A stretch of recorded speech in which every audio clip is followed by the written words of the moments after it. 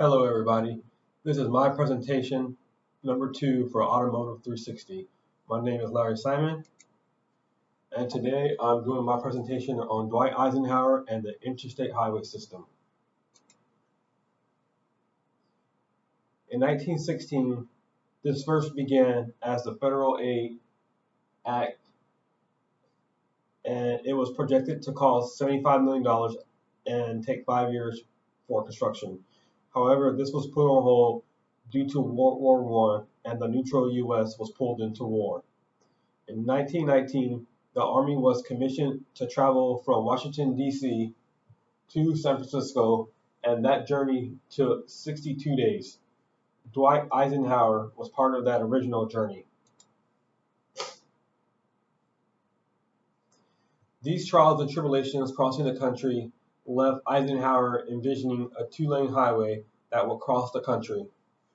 Between the two world wars, it was found that the existing rail system was unable to keep up with existing troop deployment, and they were forced to use the roads. In 1938, President FDR had started the idea of building roads, but then World War II came along. In that war, when Eisenhower was in Europe, he noted how the Autobahn was used for troop movements by the Germans.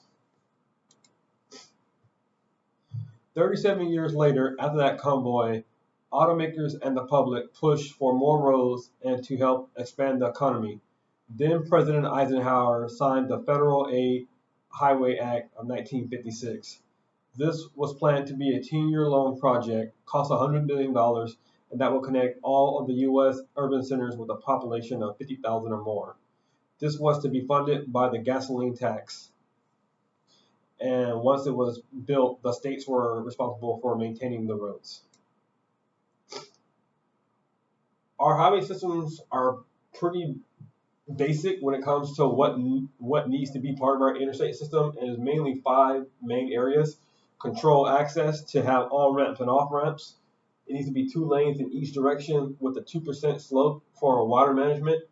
It needs to have a maximum grade of 2% over 370 feet over a mile. There's some minimum speeds that must be maintained. That is 50 miles an hour for urban and mountain areas and 70 miles an hour for rural areas. And then tunnels must be a minimum of 16 feet high unless there's an alternate route in a nearby urban environment. This interstate system also applies to all our territories and islands, and that's why even though they're not connected to other states, they still have the same system of roads. So the results of this system, it was declared finished on October 14, 1992, and cost $530 billion, and the last segment completed was I-70 Glenwood Canyon in Colorado. Very beautiful. And now you can travel from coast to coast in 42 hours.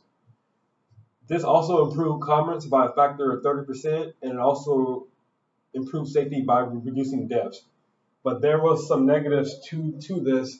This interstate highway system also divided our cities, and it led to the middle class fleeing to the suburbs and only leaving the poor and rich in the cities. While doing research for this, I came along a quote from John Steinbeck. When we get these throughways across the whole country, as we will and we must, it will be possible to drive from New York to California without seeing a single thing. Thank you.